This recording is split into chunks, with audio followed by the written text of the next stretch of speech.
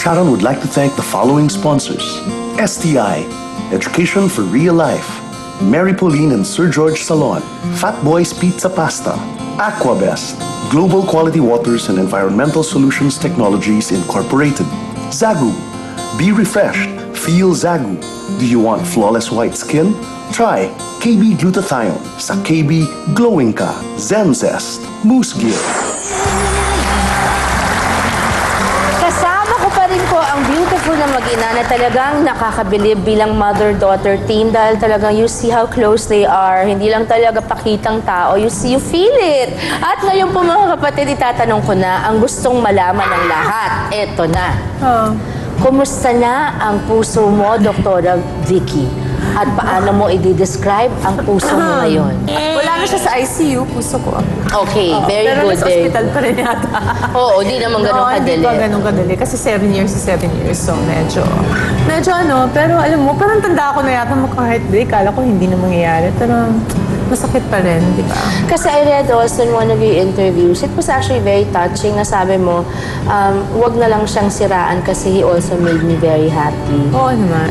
Pag nakita naman ng mga anak mo na masaya ka, when someone, you know, do you see that someone's making you happy? Actually, nagselos ka, di ba, Chris? Aminin mo. Selos No, ka kasi ba? ang nangyari is hindi ako tumuloy sa med school and that's the time na nag-meet sila. And he's a doctor. So parang Tsaka sa'yo yata minamatch ni mama mo. in the beginning, tapos sabi, may boyfriend ako sa no, I have, I know yun.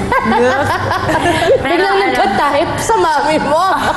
Sabi ko sa kanya, sayang naman, ang gwapo-gwapo. May na lang. Actually, Ginawa gwapo niyang naman. totoo. Oo. Ginawa sa kanya, may na lang. Hindi ko naman alam na totoo. Totohanan niya na may na lang. Darling, hindi naman ako Pero, nagsasabi na hindi totoo. No, pero kung 7 Pero years sir- naman, masaya siya, did you see that naman? Yeah, I did.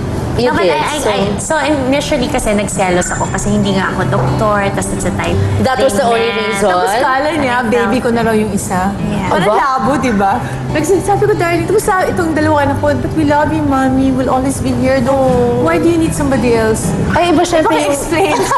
Kasi You're an adult na, you should know na why. Alam naman niya. There are things children cannot give the father or the father.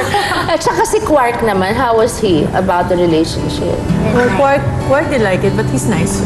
He's actually the more Alam mo, this kinder is- one. Alam mo, ito, sobrang bait mong buhay na doon pala nakita talaga na may side pala si Crystal na May sungay. sungay. Sabi ko, Pero, grabe. pero alam mo, ganito lang yan. You kids are watching and you have single parent, I mean, you know, your parents are separated rather. At tapos nagkakaroon na ng relationship yung mommy mo or yung daddy mo and you don't particularly like yung person na kinaiinlaban nila. Please, kung hindi mo gusto, tanggapin mo lang kasi buhay nila yan. Parang wala naman tayong gusto para sa mahal natin sa buhay kundi yung lumigaya sila. Tapos, di ba, pagbigyan mo, just, you know, it will run its course. Pero alam mo, yan ang nakita ko sa kanila. Alam ko na ayaw niya, di ba? Pero You had their nung support. nakipag-break ako, talagang no question, nandun sila kagad. Di ba?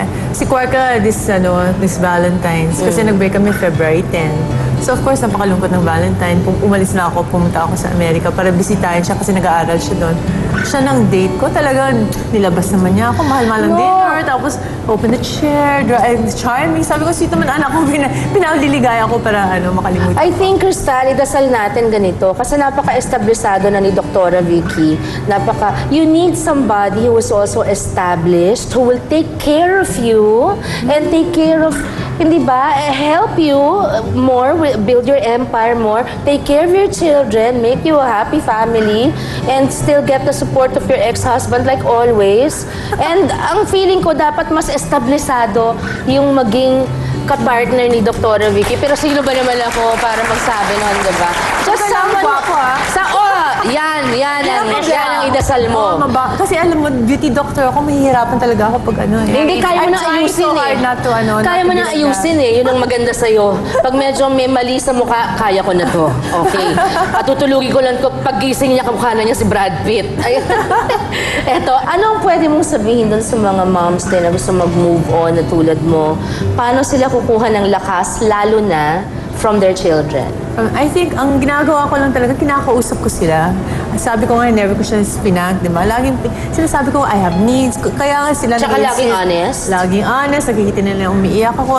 Para natanggap na rin nila na, ang nangyayari, actually sila na nag-aalaga sa akin. Ang nangyayari is kami Huwag ka lang naging parent. Yeah, huwag ka lang magtago and everything. Kasi parang nakakapagod naman yun na, di ba, you have to be very honest with your kids. Tapos sabihin mo lahat, tatanggapin ka naman kung mahal ka. Walang Pero mga resentment siloso rin itong mga to. Hindi ko alam paano, actually, i-explain mo sa kanila na hanggang ngayon hindi ko yata alam kung naiintindihan niya na yung boyfriend iba talaga sa pagmamahal ng mga anak. Iba talaga. Thank you so very much, Dr. Thank you Vicky. for having us your guest. I'm so happy pa rin I din natin. know, what a beautiful studio. Thank you very much, Dr. Vicky and Crystal, of course. welcome. It's such a pleasure to get to know you. And pinatunayan ninyong pwede talagang maging magkaibigan kasi people warn you about being too close. Yung parang pag masyado kayong friendly ng anak ninyo, sinasabi nila, mag-ingat ka kasi parang nagiging malabo yung line of authority. Yung parang after a while, hindi na sumusunod kasi tingin sa'yo, kaibigan na lang, hindi na magulang.